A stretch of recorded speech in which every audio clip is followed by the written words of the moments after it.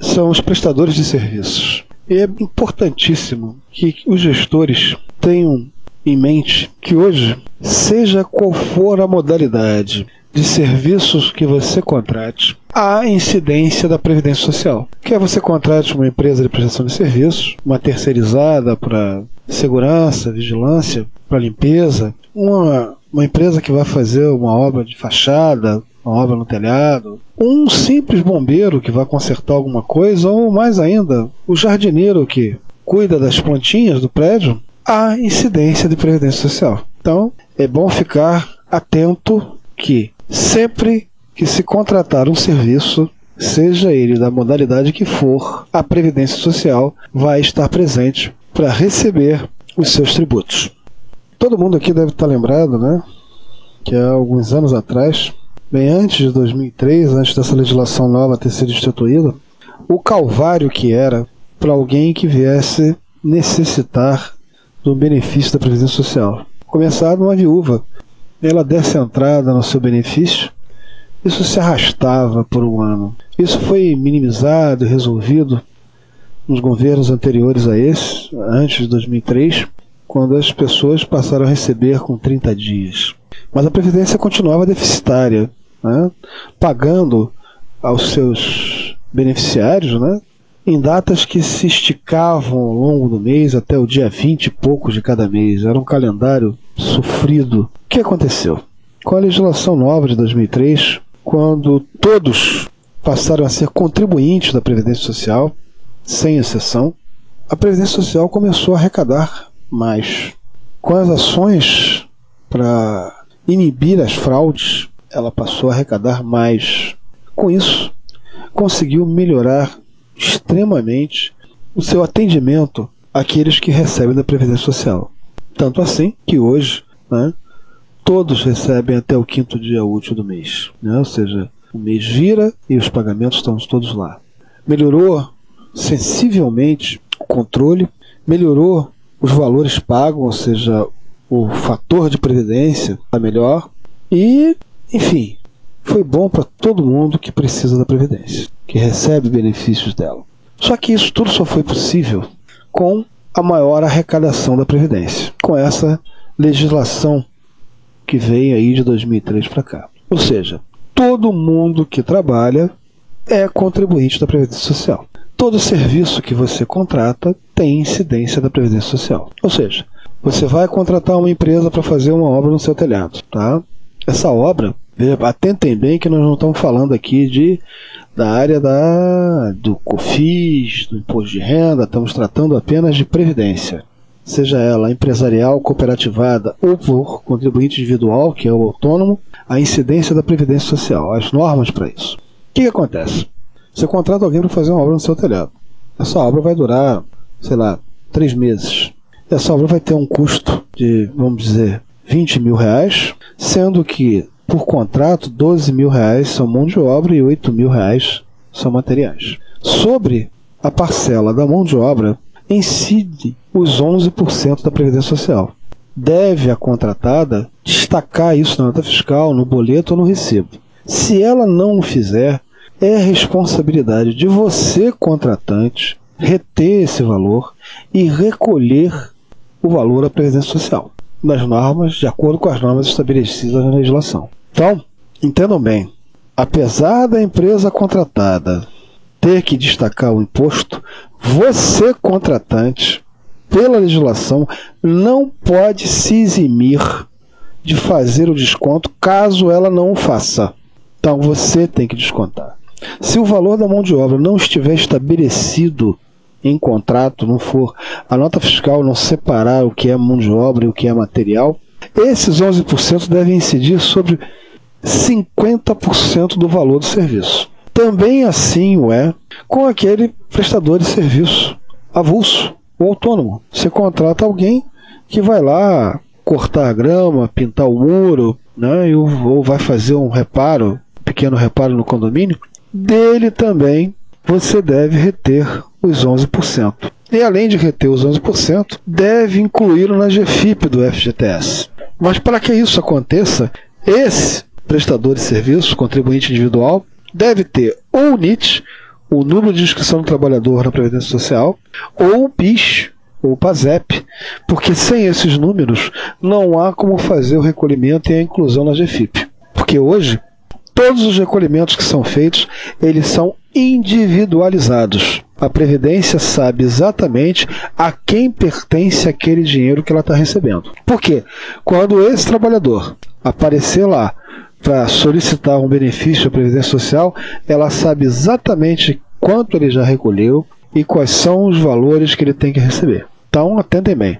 Não se descuidem com isso. Por quê? A legislação é clara. Você, contratante, é responsável pela retenção e recolhimento. Assim também é com os membros das administrações do condomínio. O síndico, o conselheiro fiscal, os conselheiros fiscais que recebem prolabore do condomínio ou são isentos da taxa condominial desses valores também, porque eles prestam serviços e todo mundo que presta serviço é contribuinte individual, deve ser retido e recolhido os 11% para o INSS. Não contratem ninguém para trabalhar sem cumprirem essa norma previdenciária. Porque, olha, isso pode dar um problema muito sério. Aquele que não paga a previdência, que não retém, está sujeito a punições previstas no Código Penal. E essas punições, além de o pagamento, da pena de reclusão. Então, e a responsabilidade, o responsável, é o síndico e o administrador. Por quê? É ele que paga, é ele que contrata,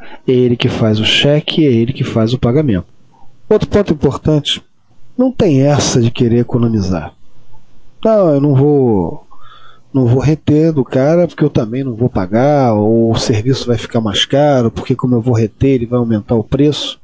Mas os senhores e senhoras, como gestores de condomínio, são eleitos pelos condôminos em assembleia para cumprir as normas da legislação. Então, os senhores não têm o menor direito de sequer pensar em economizar, sem que os condôminos saibam, evadindo-se da retenção e do pagamento de quaisquer tributos. Pensem bem nisso. Os senhores não foram eleitos para agir de maneira contrária à lei e aos bons costumes. Não foram eleitos para fazer qualquer coisa errada ou ilícita. Foram eleitos para cumprir a lei. Então, por favor, antes de sequer pensarem em economizar, não fazendo o pagamento ou a retenção de qualquer tributo, pensem que esse não é seu direito. Não foram eleitos para tal. E também, se o fizerem, serão responsabilizados criminalmente e penalmente por esses atos. Porque todos sabem muito bem que quando são eleitos, o responsável legal é informado à Receita Federal e o responsável legal é informado ao INSS através do Fundo de Garantia.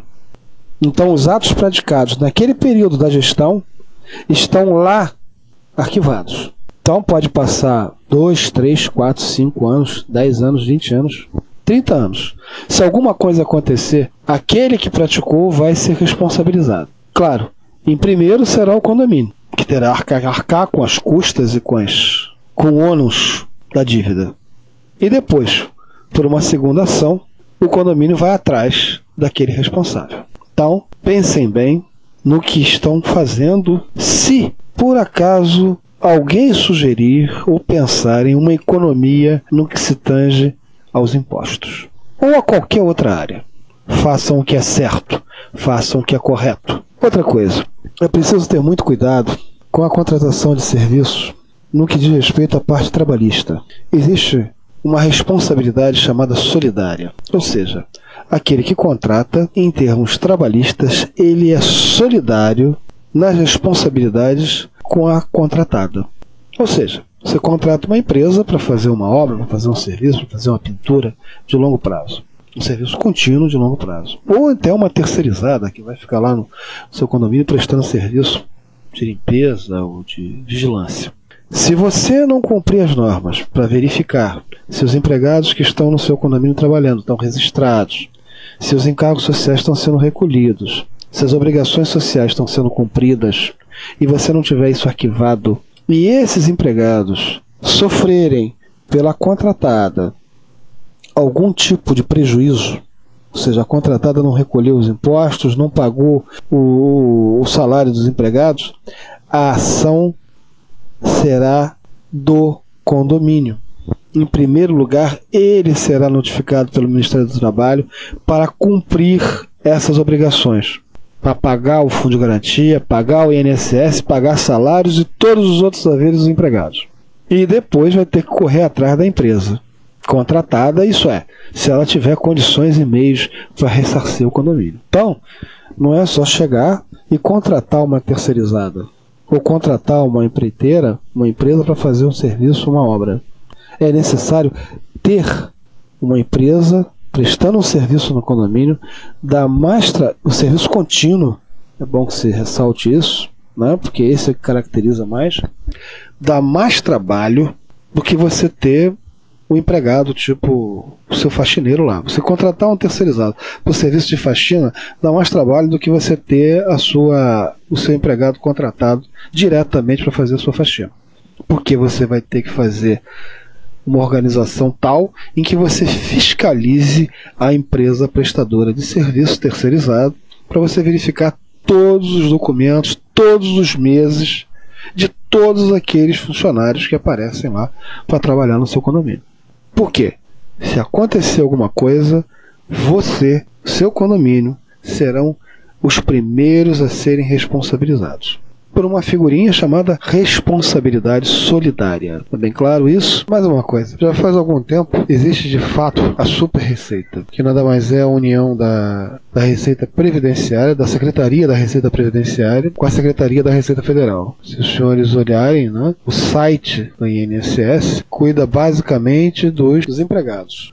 Benefícios, seguro e outras coisas mais. E a parte de arrecadação está no site da Receita Federal. Mais uma vez, obrigado. Maiores informações pelo nosso site, cidromonassociados.com.br ou pelo telefone 21 3018 1654. Um forte abraço.